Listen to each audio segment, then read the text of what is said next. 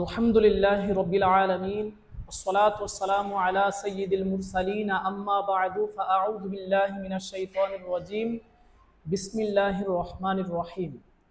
আজকে ইনশাআল্লাহ আজ্জা ওয়া জাল আমরা জানব ইমাম হাসান রাদিয়াল্লাহু তাআলা আনহু সম্পর্কে।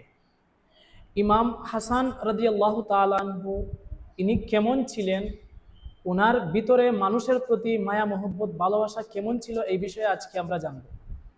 বলা হচ্ছে একবার হজরত ইমাম হাসান মুজতাবা রাদিয়াল্লাহু তাআলা আনহু তার খাদিমকে খাবার আনার জন্য বললেন। যখন তার খাদিম খাবার আনতে গিয়েছিলেন তখন হঠাৎ তিনি হুচট খান, যার কারণে ওই খাদিমের হাত থেকে খাবার উড়ে হজরত ইমাম হাসান রাদিয়াল্লাহু তাআলা আনহু এর জামার উপর পড়ে গেল।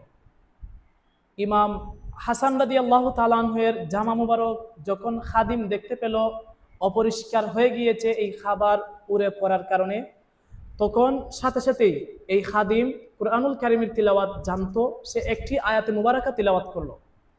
একটি আয়াতে মুবারাকার একটি অংশ তিলাওয়াত করছিল। এই অংশের মধ্যে সে এইভাবে তিলাওয়াত করলো, ওয়াল কাযিমিনাল গায়য ওয়াল আফিনা আনিন নাস। ওয়াল কাযিমিনাল গায়য ওয়াল আফিনা আনিন নাস এর অনুবাদ হচ্ছে ক্রোধ সংবরণকারীরা এবং ক্ষমা প্রদর্শনকারীরা। শুধু এতটুক বলছিল খাদিম। এতটুক বলার পরপরই হজরত ইমাম হাসান রাদিয়াল্লাহু তাআলা আনহু বললেন, ওয়াদা আফাউতু আনকা, এর অর্থ হচ্ছে আমি তোমাকে ক্ষমা করে দিলাম। ওই খাদিম বলছিল ওয়াল কাযিমিনাল গায়য ওয়াল আফিনা আনিন নাস, ক্রোধ সংবরণকারীরা এবং ক্ষমা প্রদর্শনকারীরা। শুধু এতটুক বলছিল খাদিম। তিনি বললেন কি, ওয়াদা আফাউতু আনকা, অর্থাৎ আমি তোমাকে ক্ষমা করে দিলাম।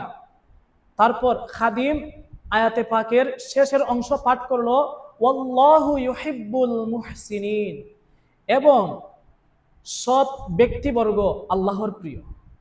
এই আয়াতে মুবারাকার সম্পূর্ণ অর্থ হচ্ছে এইরকম, ক্রোধ সংবরণকারীরা, ক্ষমা প্রদর্শনকারীরা এবং সৎ ব্যক্তিবর্গ আল্লাহর প্রিয়।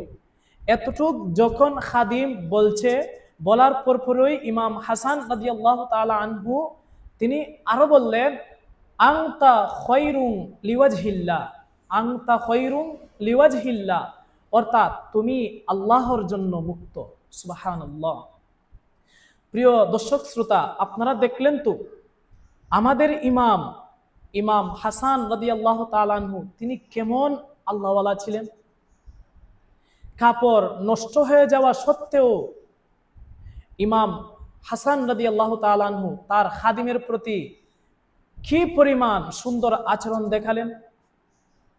চিন্তা করে দেখুন, যদি আমাদের সাথে আমাদের কোনো চাকর বা শ্রমিক কোনো ধরনের কোনো ভুল করে, আমাদের খাদিম, আমাদের চাকররা, আমরা কি পরিমাণ খারাপ ব্যবহার করি। প্রিয় সোশ্যাল মিডিয়ার দর্শক শ্রোতা, আমি আপনাদেরকে বলবো, আপনারা যারা এই ভিডিওটি দেখছেন, ভিডিওটি একবার নয় কয়েকবার দেখুন ভিডিওটি। এখান থেকে দেখে শিক্ষা গ্রহণ করুন। আমাদের ইমাম তিনি কেমন ছিলেন। এক খাদিম সে দোষ করেছে, কিন্তু তিনি তাকে কোনো ধরনের কোনো কষ্ট দেননি। আর এটা তো তার ইচ্ছাকৃত দোষ নয়, অনিচ্ছায় হুসট খেয়েছে। অনেক সময় আমাদেরও অনেক খাদিম, অনেক কর্মচারী ভুলবশত কোনো ভুল করে ফেলে, আমরা অনেক শাস্তি দিই।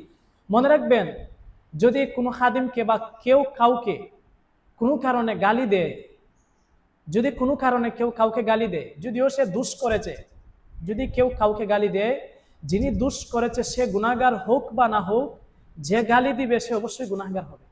তো আমাদের উচিত আমরা কাউকে গালি দিব না, কাউকে কষ্ট দিব না।